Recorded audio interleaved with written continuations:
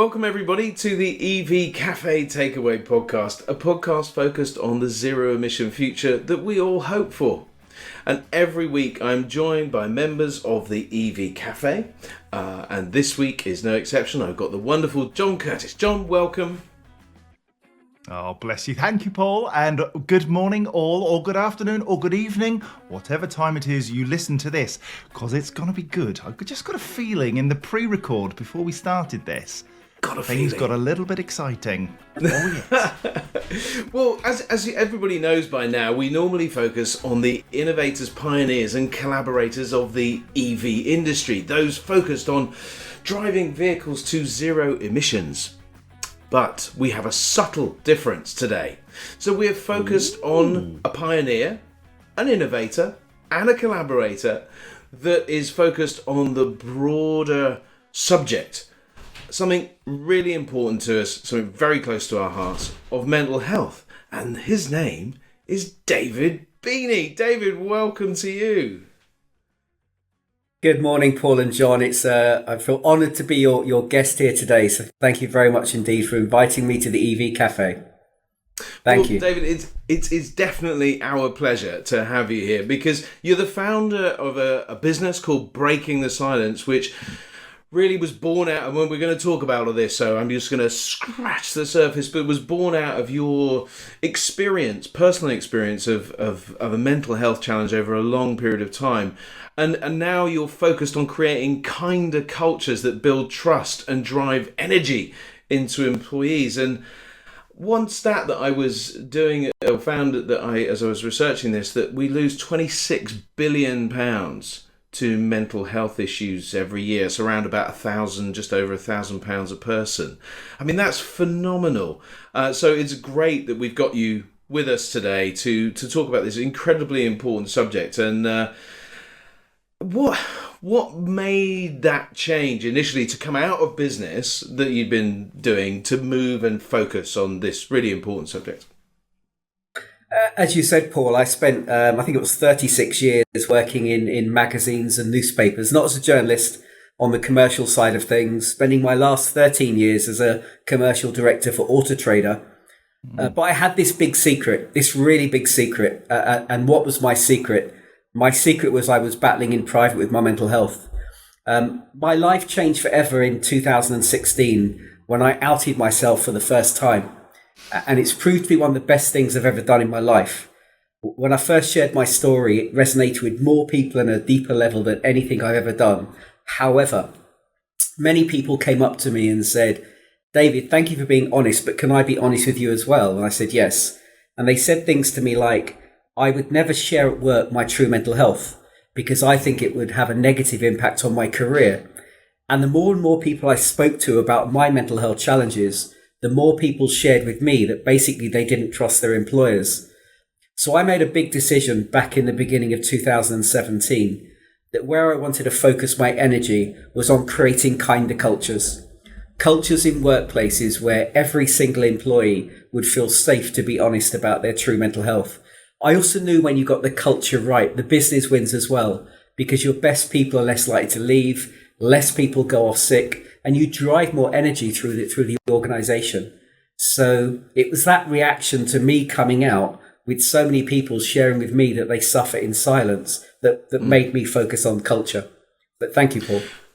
No, I mean, it's incredible because I mean, that's so for me, when I jumped out into business, I focused on something that I kind of knew something about in respect to electric vehicles and this transition that we're going through. But it sounds like that's not your background, your training, your experience. So how was that transition? How did you make that? Because it's an extremely brave leap. It is a brave leap, but ironically, when I look back at my career, I think I've always focused on trying to create cultures where people flourished. I wasn't a traditional sales director in the world of media. I wasn't someone who went around sort of focusing on the numbers. I always believed that if I treated people in a certain way, I'd get the very best out of them. So in some ways, now being a qualified mental health counsellor and using my mental health story, It's enabling me to get back into boardrooms to talk about something I've always been passionate about, which is culture, and trying to get the very best out of people around us. So yes, it's been a huge transition. The biggest challenge for me, Paul, is that I honestly spent my entire career doing everything possible to avoid public speaking because of my battles with panic attacks. And I now deliver probably on average one talk at least a day. And I didn't know if I could do it. I didn't know if I'd be able to stand at conferences and open my heart about mental health. But I've proved to myself that I can do it. So thank you. But it's incredible because I know that you have a secret superpower, and we're going to come on to that superpower in a bit, but I know that John is keen to get in. So John, jump in. Oh, well, I'm fascinated about the superpower now. Come on, what's your superpower, David? Do tell us. I'd love to tell you it's I wear my underpants on the outside of my trousers, but I do, but that's another story. It's not that at all. When I was first speaking at a conference about 7 years ago, somebody put their hand up really early in my talk and said, "David, I'm really sorry to interrupt you, but can I ask you a question?" And honestly, I nearly had a panic attack at the question, because they said to me, "If you spent all those years avoiding public speaking, how are you going to get through this very one without having a panic attack?" And from memory, I said two things. Firstly, I can't promise you I won't have one. And secondly, it's because there's that phrase that we associate with mental health, that it's okay not to be okay. And maybe for the first time in my life, I've finally accepted it really is okay not to be okay. But that's not the main reason I get through them. I've also realized that we do inspire when we share vulnerability. A number of years ago, you'd have been seen as a weak link, as a liability. But these days, it does take courage to talk about vulnerabilities. But what you're doing is giving other people permission to be their authentic selves.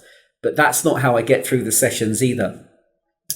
I've tried to find a cure for panic attacks for over 40 years. And cure's a good word to use because I'll never be cured. I really was battling a panic attack in a meeting only yesterday. But I think I've realized what happens these days. Just when the demons are starting to return, just when I feel myself becoming anxious, I actually say to myself, sod it, just have one. You know, just show everybody what it looks like for me to have one. And the irony is, when you give yourself permission to have one, you generally don't. I've spent most of my life panicking about my panic attacks, getting anxious about my anxiety. I've always been really hard on myself. In our careers, we talk about raising the bar. Well, guess what I've done? I've lowered my bar. I haven't lowered my standards. I haven't lowered my aspirations. I'm just not being so hard on myself. And so I think my discovery of being kinder to myself, of becoming more self-compassionate, of giving myself permission to have panic attacks has largely stopped me having them. And that's the secret weapon, is to give yourself permission to have them, because then you generally won't have them. Okay. There you go. That's really interesting because, yeah, I've suffered since I was 13. I had a breakdown at school when I was 13, and I've suffered ever since. I've been on medication for 20 years. I have no training in mental health, fitness, whatever. But I have my own experience. And my experience is that no matter what tools and techniques I've picked up throughout the years, it still comes back. It still haunts me. There are still meetings where I don't control my demons and I become very defensive and I can't help it. Paul is probably my best friend in the world. Yet we lock horns because I have demons so deep inside me that no matter how hard I try, I can't give myself permission to be mean to him, but nonetheless I am. And I hate myself for it. And I've tried so hard. I've been to counsellors, I've been to consultants, psychologists, and I've just got to the point where I've had to accept that there are times when not only do I damage myself, I damage other people. And that really hurts me because I'm the most kind, gentle human being when you get the real me. How can I help me? He gives me the culture to be who I am, but I still don't feel that I'm good enough. John, you just summed up in 3 words why you still have these demons. And those 3 words were, I hate myself. My job as a mental health counsellor is to get us to love ourselves. The more we love ourselves, the better person we become to people around us. So self-care is not selfish. You don't love yourself enough. You've got to love yourself more and accept that John Curtis is who John Curtis is. And the more you love yourself, the more you will help to get rid of those demons. John, just the most important person in the world to love is not our mother. It's not our children. It's not our partner. It's not even our dog. The most important person in the world to love is ourselves. And I hear that. Genuinely, David, I hear that. However, it's hard to love yourself when you've got somebody as supportive as Paul in my world, who is as kind and generous, yet I behave in a way which I know is not the real, true, kind, respectful, intelligent human being that I am. It's a demon, it's a beast, it's a horrible thing. It's hard to love that person. And I think a lot of people who suffer mental health feel that it is hard to love something that you know it's a Jekyll and Hyde almost. And I love the nice person, easy, because I see all the good. But my Lord, do I focus on the bad? And David, I suppose my question on the back of what John said there is, do you love the person that is the bad guy or girl? Or do you love the person who you know you are and give yourself permission to be, let's call it ill? And maybe you'll correct me on that, but permission to be ill and then to get well again. Is that how it works? Or it's obviously quite complex, and every human being is a unique individual, and I'm quite anti-labeling because someone's depression is very different to someone else's. I think it's I've forgotten what I was actually going to say then. I know if I was counselling John now, I would be saying to John, who is the real John Curtis? And what we'd be trying to do is to explore who the real John is. And the likelihood is that over the years, John has gone away from being the real John, and it's trying to take back John to who he really is. Would be the journey I'd try and take John on.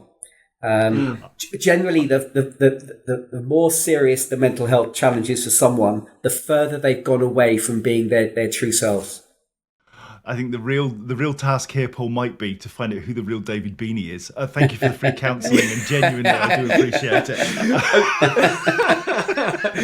I did fear that knowing John and I, that we would end up just going, right, David, let's see your work firsthand, because you've got a lot of work between us too.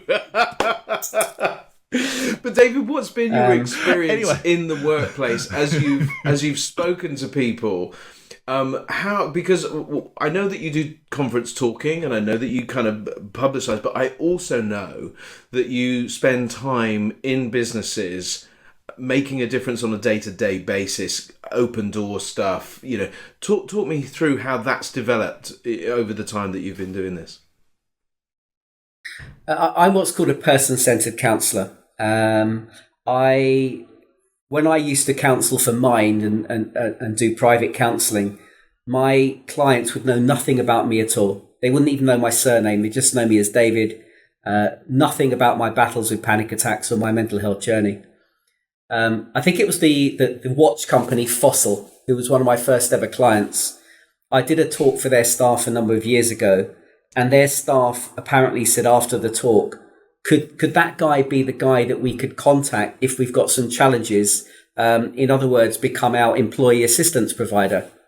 And initially I said no, because they're not meant to know anything about me. And Fossil said to me, well, could we give it a trial? Could we just for 3 months just see how it works for you and our employees, and just give it a go? And 5 years later, I'm still their counsellor at Fossil. And As you know, Paul, I'm sitting in Vanarama now, where I provide a very similar service, and I base myself here quite a lot of the time. And I do it for about 3 or 4 other companies as well. And employees seem to quite like that they know a bit about my background and can look me up if they want to. I'm very careful in my sessions not to disclose too much about me, because it's got to stay on their agenda and be about them. But sometimes they will ask me about panic attacks, or they will have looked up something about my background, and when appropriate, I do share. So I'm still a person-centered counsellor, but it does work for a number of employers. And I see it continuing that way as well. Thank you. David, one of the things I've learned through my years is that I spent my whole life keeping everybody at arm's length. But I realised that no man's an island. You can't have been through your journey on your own and supporting just yourself. There is a network of people that you rely on, family, friends. Who's been really important to you through your journey? I've had the same best friend since I was 5 years old. We were out together last Thursday, we're both 60 years old now, so we've known each other 55 years. And we've just always shared everything with each other about our lives. And we've both been through so much over the years. And what's always funny, just to keep it quirky, my name's Beeney and his surname's Baker. So we've always been, baked beans over the years. And the bit you can't make up is that when we're in primary school, this is the bit you can't make up. When we're in primary school, the guy who sat the other side of us was called Rupert Hines. So we had sitting 3 guys. Imagine your sense of humour at 8, 9 years old, when the teacher sometimes would say Hines, Baker, Beeney, So. Is there humour in everything that you do? I mean, seriously, you inject that, don't you? That's part of who you are. Well, John, I didn't mean to do this today, but if I was doing a talk today in person, I give out in my talks tins of baked beans, and I estimate even in the last 5-6 years, I have given away over 10,000 tins of baked beans. Now the reason I do that, and I'll keep this quite short today, is not just because I'm just got this fetish about baked beans and I'm trying to build a brand around my name. Very early in my career, when I was battling panic attacks, I realised that I was most likely to have a panic attack at the start of a talk, the start of a presentation. And that's when you're at your most nervous. And very early in my career, I was sitting in a training room and this guy came into the room. He didn't talk. He just went around the room doing that for ages, not saying anything, not smiling.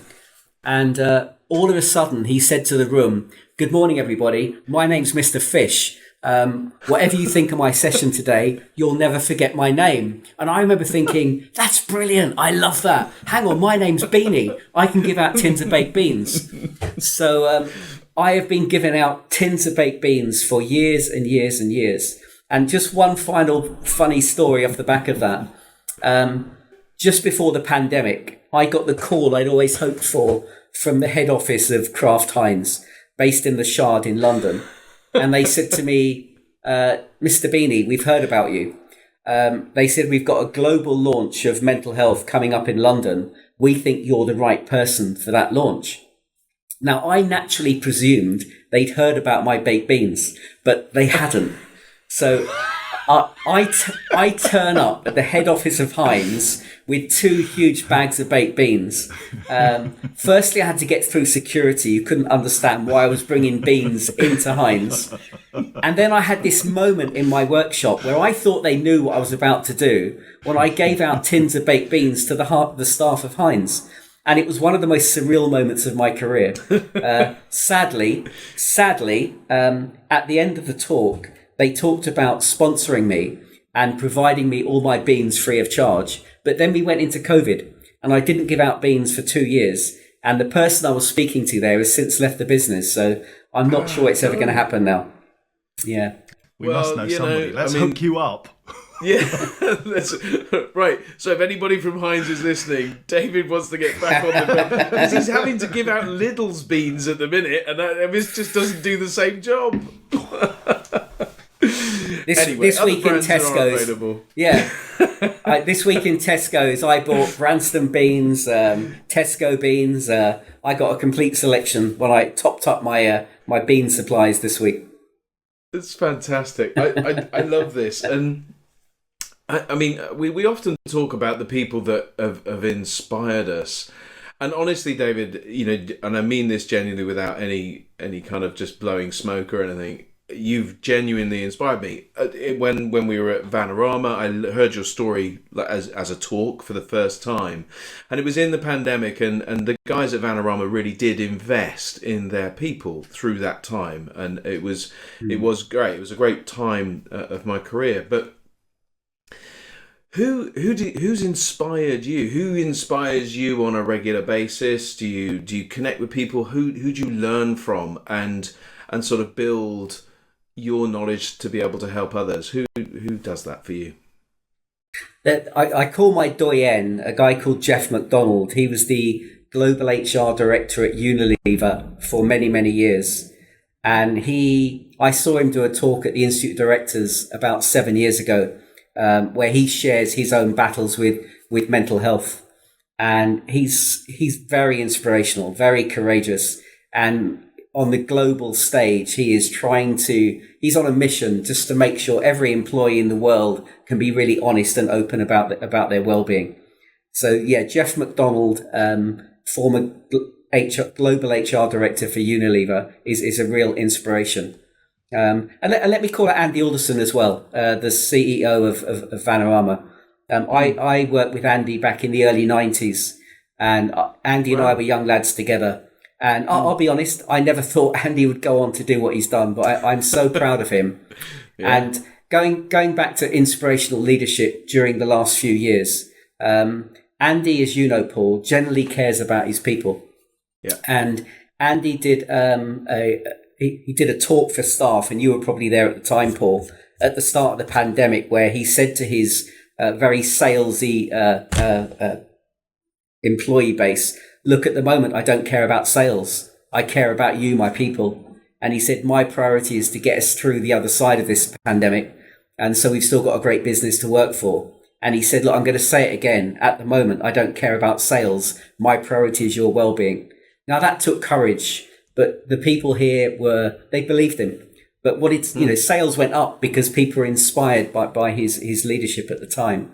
So, I've got to give Andy a call out today because, he's achieved great things, and I'm so pleased that he's sold his business to another fabulous business, Auto Trader. Yeah, I was going to say the connections not lost on me that you were in Auto Trader and now a part of the Auto Trader group. Well, perhaps I shouldn't say this today, but one of the ironies for me is that I ended up at Auto Trader in 2003 because I went for an interview that someone else didn't want to go to. They said to me, look, David, I really think this job's not for me. Would you mind going to the interview in my place? And I thought, that's ridiculous. To cut a long story short, I went to this interview instead of somebody else, and I got this job running Auto Trader in Watford.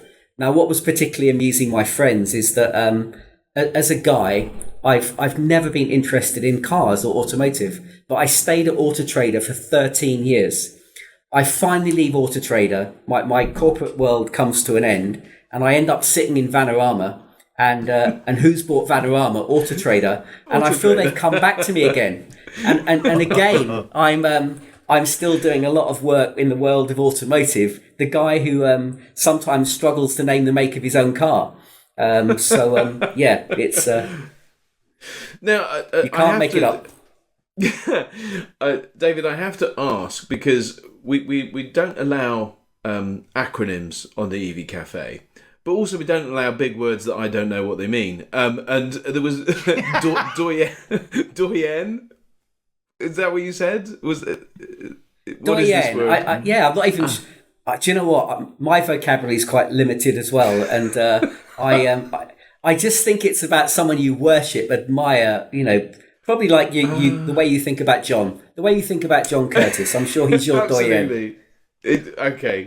So actually, do you know what the funny thing? Can I just define it, Paul? Let me define it for you. Go, the most thank you. respected or prominent woman in a particular field. Thank you, David. It's not a woman, I'm sure. It is. I swear to you, it is. Really? Here we are. Oh dear. Yes.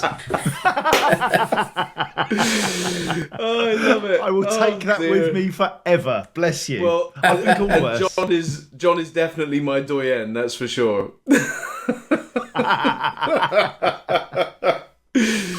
But it is funny, isn't it, that we are inspired by great people that have done great things around us, and it's exciting. Oh, jeebus! It's, you know, we have these people in our lives, and I'm very very blessed to have a lovely series of people that have come into my life and gone out of my life in some cases, but in many cases sort of stay here in your heart, right? You know, I was talking only yesterday to somebody about my first ever job, which unsurprisingly was driving a transit van, and for a library supplies in London, and I smashed it up on the first day. And can you imagine that journey? And David, you know my full story, and you know, my first job out of the situation that wasn't that great. Then comes, you know, the very first day, he said, look after my new baby. Mentally, that was like the toughest thing in the world to do, and I just about got through it. What's a time where where's been your rock bottom? Where has been that moment where it was one of two ways, and you managed to kind of bounce off the bottom, really caused you to dig deep? I think two moments spring to mind, Paul. One was in my very first job, where I had to cover the switchboard at lunchtimes, and it was I'm that old that it was an old-fashioned doll's eye switchboard where you had to take a lead out and plug it in. and the girl I used to take over from used to encourage me to listen into people's conversations, because she said it's really easy. And she said, the girl, I won't name her just in case she's still listening, she has quite naughty conversations. And but I was such a goodie that I would never listen into people's conversations. But unfortunately, one day I was sitting there and somehow my arms had slipped forward, and I'd put, you know, it sounded like I was listening into people's calls. And it was only a small business, about 20 people, mainly young people. And they all stopped talking to me. Someone came down and started screaming at me, saying, stop listening into our calls. And so it was my first job. I was 18 years old. And apart from the person who owned the business, no one would talk to me for, it felt like weeks. And I gradually had to win people round that I was a decent guy. And perhaps that very early in my career made me think about what it feels like at work when you're, you know, not being treated very well.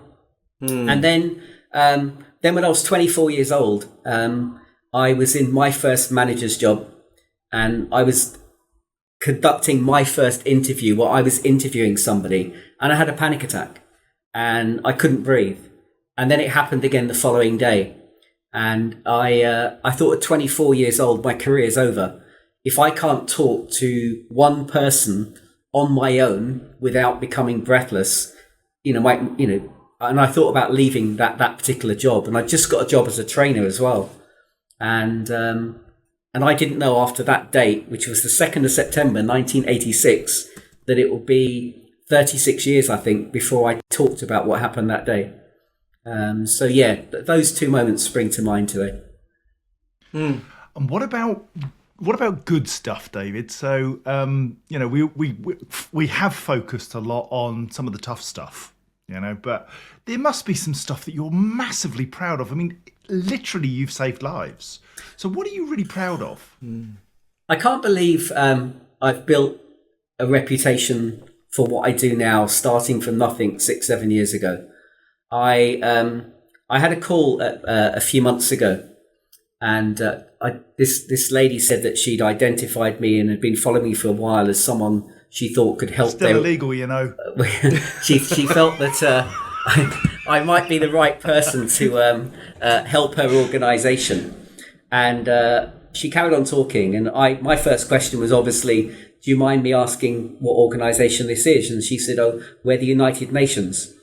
And I thought, and I had, the one thing I could see was that she was contacting me from Bonn in Germany, which is obviously where their head office is. And I thought, how have I got to the stage where I'm working with the UN? And I work with the Royal Navy. I'm not political, but I'm the advisor to the Labour Party on how to create a kinder culture within their own party. And I've worked with Google and McDonald's and Samsung. And so I have to pinch myself, and I feel so lucky to do what I do. It's so cathartic, it's so purposeful, and it does appear to make a difference for individuals' well-being, but also help businesses as well in terms of their results. So feel so lucky. And it's the passion that you've got for it that comes from knowing that you're following your true vocation, your course, I guess, because you'll have dark days even now, I'm sure. But Absolutely. you go back to that purpose, that central theme, which is that you have experienced something, you can use that experience to support others through it, I guess. Yeah, as I say, I still battle panic attacks. They still, they're always not far away. And I was in a meeting up in Lancashire yesterday, and I thought, I'm going to have a panic attack here. And I have to use, my own personal techniques to try and get my breathing under control. And I came out of the meeting yesterday thinking, I could have done better today. Now, they wouldn't have even noticed yesterday what was going on inside of me. And I probably did fine. I'm very hard on myself still. But it wasn't a great experience for me because I was having to, rather than at times focus on the meeting in hand, think about how I can get my breathing under control. So, it's still there. It doesn't go away. One of the things that we often find within the EV Café and things that we say and language in general, we say things that can be inadvertently inappropriate. So like if we're just kind of talking through, oh, that's mental, or man, that's crazy. That's bonkers. That's one of my favorites, actually. I use it. Wow, that is bonkers, man. Do we over focus on the words? Because I mean, I've listened to a podcast with Simon Sinek, I think his name is, and he talks about mental health in the context of mental fitness. And we often use the connotation, and I think this is where part of the problem has come from, that mental health is a negative thing. I always remember Fraser Crane, wishing you good mental health, or whatever he says at the end of his sign-off on his radio show. For those of you old enough, of course, to have watched Fraser Crane. But is language important, and how can we make it easier to be positive about our mental health and create a kinder culture? Language is really important, Paul. I always say tongue-in-cheek these days that the word mental's become part of the stigma. We don't like that word. Agree. If I said to you both, what do you picture when you think about mental health? It's people with their heads in their hands. Yet if I said to you, if you picture physical health, it will be, Arnold Schwarzenegger in his prime and Usain Bolt and so on. And if we just talked about healthier minds, straight away we'd get a lot more engagement with this topic. I'm a huge supporter of the mental health charity Mind.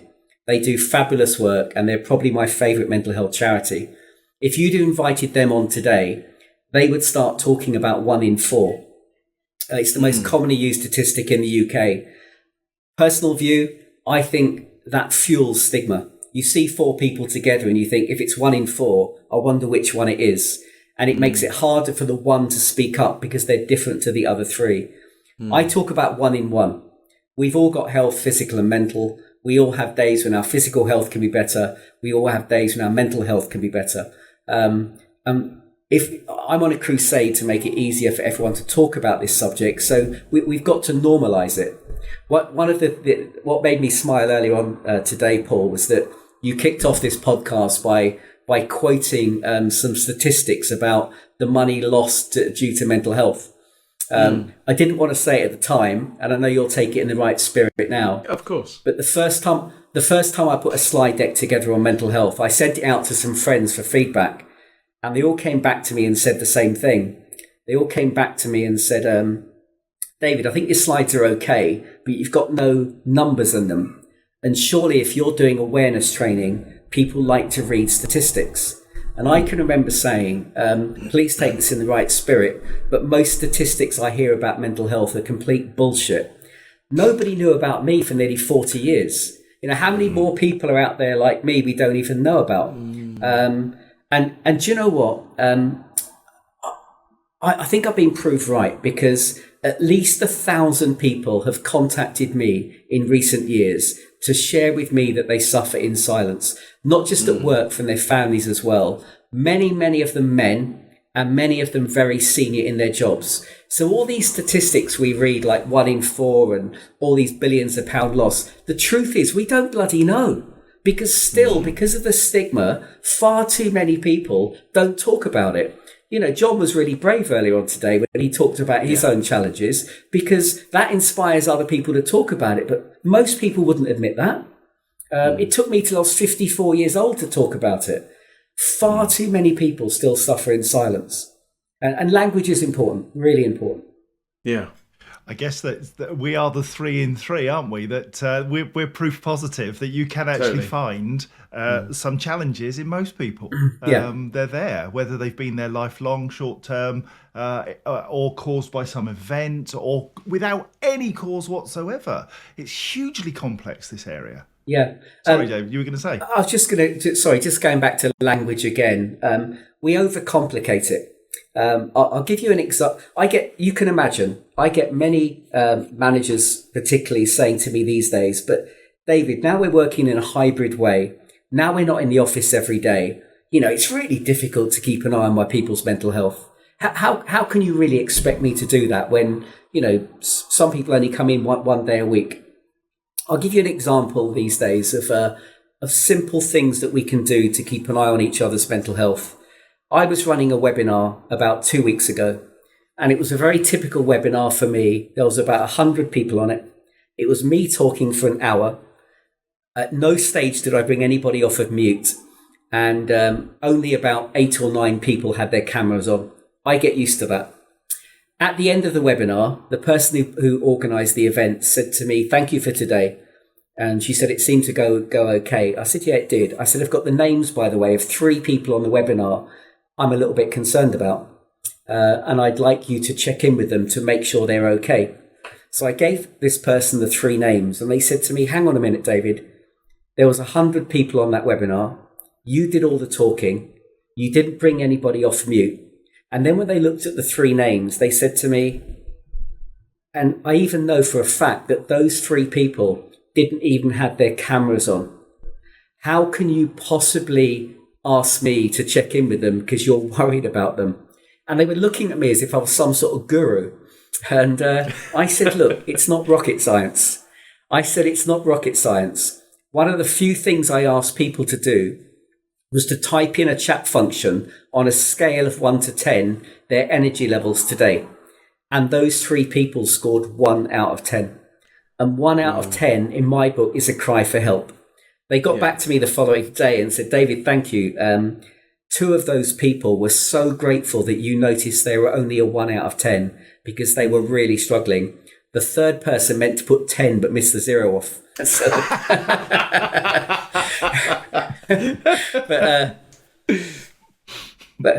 but all I'm saying, I guess, you could be managing a very large team on a webinar, but there are ways of checking in with your people. And maybe don't ask people about their mental health. Get them to give you a score out of 10 and use the word energy. What's your energy score today? Energy is closely linked to mental health. If you ask for mental health, people would lie. People wouldn't tell you the truth. Do you know what, David? It's so insightful, and we when I was at LeasePlan, I became a mental health first aider, but I also had a number of reports, and we devised as a team of people that had been on this mental health training awareness from St John's Ambulance, which is a great course, by the way, if anybody's thinking about kind of how do I actively help or be a part of the solution, then that John's ambulance course is a really great one. And David, perhaps you might have a suggestion as well. But anyway, the form that we created had a score of 1 to 10 on a couple of things, because scoring was a really good way of tracking how people were feeling. So you were an 8 last month, but you were a 6 this month. What's caused you to feel a 6 this month? And it opens the door to that question. If you'd have asked me yesterday on that energy score, I'd have been a 2 or 3, because I've just come back from holiday, had a fantastic time, and it was really tough yesterday. My head was not in the game at all. And one of those, it's an easy way of saying, well, how do you score yourself today? Well, I'm a 2 or a 3. I don't have to say anything, I don't have to explain anything, and then people can follow up with a good question. But it's that willingness to follow up, isn't it? That's really important, to check in with one another.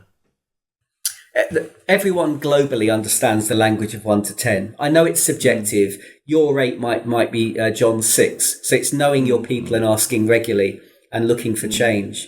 Just another really simple bit of advice to people today about, because the question I get asked most often, what if you've got someone in your life and you're worried about them, but however many times you ask them how they are, they say they're fine, but they're not. What can you do about that? Well, let's keep it real. You can't force anyone to tell you how they are, but there are techniques you can use to open people up. And the simplest one is to ask people twice. So in other words, when I say to you, how are you? And you say fine, then look you in the eye, smile and say, now, how are you really? Because of the pandemic and working virtually, I've started to do a lot more work outside the UK, and they laugh at us. They say in the UK, when someone walks into a room and says, hi, how are you? They don't mean it. They don't actually want to know. And that reminded me even more the importance of asking people twice. Now, I put this to the test properly for the first time only a few weeks ago. I was doing some one-to-one consultations, and I'd met these people before, and I had a template in front of me, and I deliberately put at the top of the template, how are you? And then how are you really? Now, I'll just give you one example, but I could give you many of how powerful this was this day.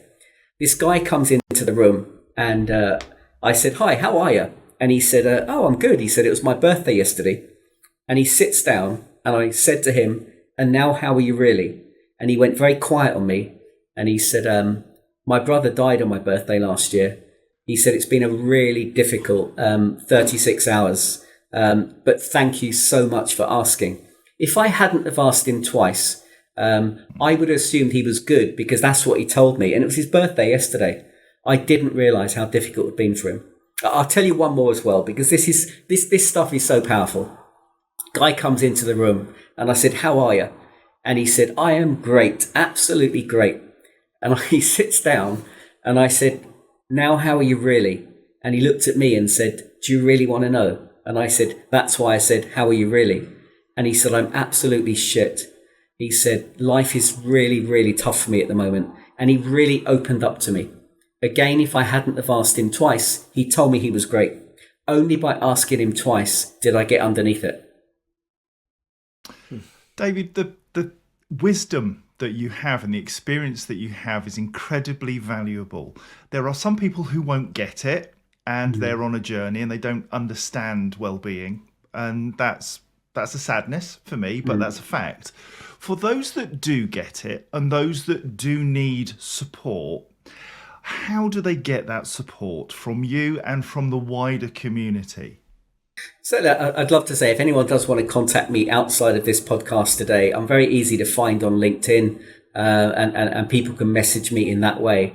And I'm always happy to point people in the right direction. This subject does relate to everyone in our lives, everyone at work, every one of our friends, every one of our family. And we all have challenges at times going on. But we're not sometimes very good at talking about them. Keeping it real today, one of the most saddest statistics of all is that 4 out of 10 suicides come as a shock to family. So in other words, 40% of people who take their own life mask it completely from the people that love them most. I'll give you an example. One of my business clients is run by a husband and wife. And I went up to see them recently, and the husband said to me, "Have you got a few minutes?" And I said, "Yeah." And he took me into his office and he shut the door and he said to me, "David," he said, "I'm really struggling. I'm really having dark thoughts." He said, "I'm actually quite worried what I might actually do." And he said, "It's taken me so much today to share this with you." Now, I know his wife well. So I immediately said to him, "Have you spoken to your wife about this?" And he said, "Of course not." He said, "We've got enough on our plates at the moment. The last thing she wants to hear is that I'm got thoughts like this." I turned to him straight away and said, "How would you feel if I told you that I'd had a similar conversation with her and that she was also having very dangerous, dark thoughts and was really in a bad place?" And he looked at me and said, "I'd be mortified. I'd feel I'd let her down if she couldn't feel she could talk to me at a time like this." I said, "Look, she's not in a bad place, but don't you think you should talk to her later today?" And he said, "You're so right." And he promised me he'd talk to her later, and he did. We've got to get better at sharing with the people that love us most how we're really feeling, because that statistic of 4 out of 10 suicides come as a shock to family is really sad indeed. Thank you. It is, and within the automotive industry, we all lost a friend. Actually, a guy called James Davis took his own life. Probably what would it be, about 3 years ago now. I think it was before the pandemic, and it's just one of those things that really I find it's a real struggle to think that people get that low and can't talk to. I don't know why I'm emotional particularly, but I'm so proud of the way the industry has responded in terms of Fleet News created an award for mental health and well-being, which LeasePlan and Enterprise both won things. But what was great, there's 16 on the shortlist. I think it was 16 companies, or at least 16 companies that applied. And it shows that this is a powerful and real thing that needs to happen because it matters so much. And I think Chris Evans highlighted a photograph. It's called The Last Photo or something like that. I think it was an exhibition that was on the South Bank, and it was photographs of people, the very last picture before they took their own lives. And it bothers me. I mean, clearly it bothers me that people get to that point and don't have the openness or the ability or the culture, David, the culture around them that gives them the freedom, or people that will ask them that second question. And what is it that we can do? You've mentioned it a bit already in terms of advice. If there was a nugget, is it that second question? What is it? I think there's 4 suggestions I'll make about what we can do. One is to ask somebody twice. Don't stop just saying, "How are you?" Ask them straight away again, "Now, how are you really?" Because people will find that a bit frustrating, but they do realise at that point you want to know. You can ask people a number out of 10, and they may just come up with a number that surprises you and say 1 or 2 or 3, which enables you to open up the conversation more. Thirdly, share some of your own vulnerability. People mirror behaviour. And if you share, you're giving other people permission to share, because it is okay not to be okay. And just lastly, and again, we complicate this one. If I said to you two today to give me indications that someone around you might be struggling, if we had flip charts with us, we could very quickly come up with 30 or 40 indications that someone might be struggling. So I'm going to keep it really simple for us today in the EV Café. There is only one thing to look for. Only one thing, and that thing is change. Any change in someone's normal behaviour can be an indication that someone's struggling. The more difficult thing to do is not to spot the change, it's how do you approach them. And that's the bit where it falls down, because we don't know what to say. We don't want to make that person feel uncomfortable. We don't want to make ourselves feel a bit awkward. Now, a huge part of my training as a mental health counsellor is to notice, not interpret. What we tend to do in life with people we love and care about, we sit there for hours and hours trying to work out what's going on. The problem is when you do that, it's very easy to make someone feel judged, but nobody likes to feel judged. But we are allowed to notice change. So for example, Paul, you and I have known each other for a while. I always find you pretty easygoing and mild-mannered and quite funny. If all of a sudden you started snapping at me and biting my head off, I am allowed to say to Paul Kirby, Paul, I care about you, mate. I've noticed recently you become really irritable. Is everything okay? And because I'm noticing a change and not judging you, you're more likely to tell me what's going on in your world at the moment. Now, let's keep it real. On many occasions, I'll notice something and it turns out to be nothing. But just occasionally, I'll be opening up a conversation with you about something that you were struggling to talk about. So what we've got to do is get better at noticing any change and saying to someone, I care about you, I've noticed this, and being prepared to have that conversation, because you're not making someone feel judged. Thank you. Yeah. Honestly, I need to write that all somewhere. Ask twice, a number out of 10, share your own vulnerability. And it is one of the things that I think we're not bad at on the EV Cafe. And noticing change. So powerful. And I think, John, you and I, we've been on this journey together, haven't we? And I think both of us have noticed change in one another and have brought that to each other. And we've also noticed change in other people around us. And I think it's really good to have that conversation. And you know, John and I have both shared our own stories on this podcast. They're yet to be published, but I think it's really important that we are real about the journeys that we've been on and the challenges that we face, you know. And when we're feeling low, and there's times I've phoned John and said, "Oh, do you know what? I feel really rotten today," and just need to talk about that, you know. But it's because, and I'm immensely proud of the five of our relationship, that we can row with each other, we can talk with each other, we can ask each other the questions, you know, because we're often like this in a setting where there's 4 or 5 of us, and then have that conversation afterwards. And I'd love to be able to elevate that and see that replicated. You know, I'm not proud of it in a sense of, look at us, aren't we good? I'm just so happy, and John's talked about this, so happy to be with a group of people that are all going in the same direction and kind of get it and can have conversations and live life in our little world. And it feels like a safe place. And I'm proud of a safe place that we've got. David, this has been so insightful. John, what are your final thoughts? It's one of the very final things that David's talked about, and it was to notice change, but not judge. I'm a hugely judgy person, and that's the nugget I'm taking away with me, because I would hate to be judged.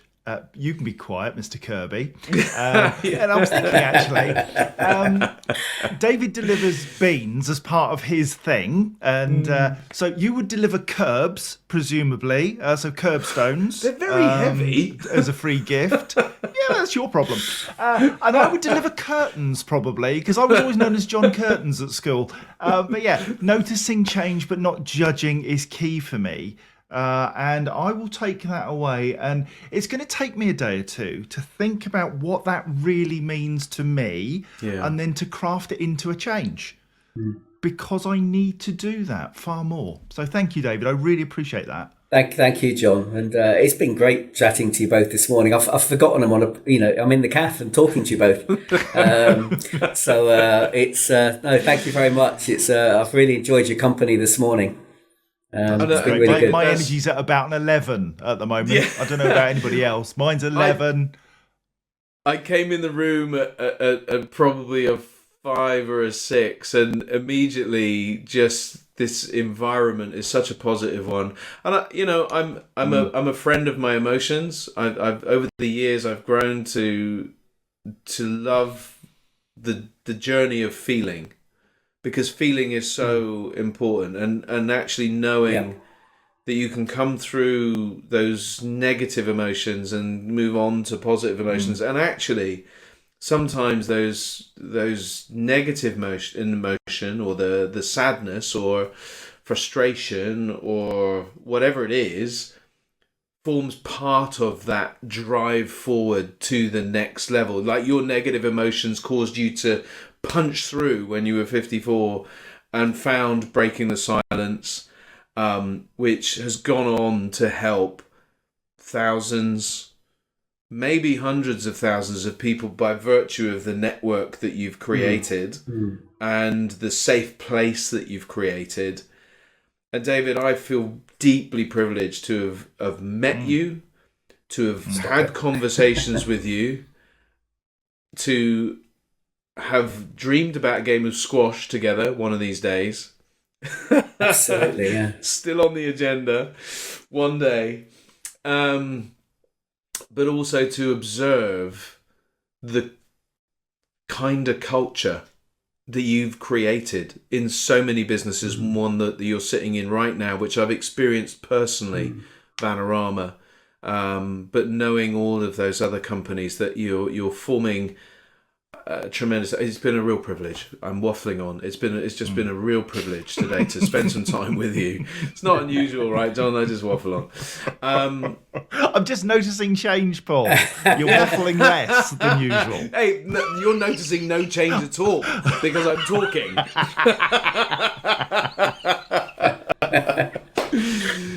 So, David Beeney, thank you so much for today. It is, coming on the EV Café podcast and sharing a different way of tackling these challenges that we have with our mental health, and looking to mental fitness and being positive about it and creating a culture that is kind has been an immense privilege and pleasure.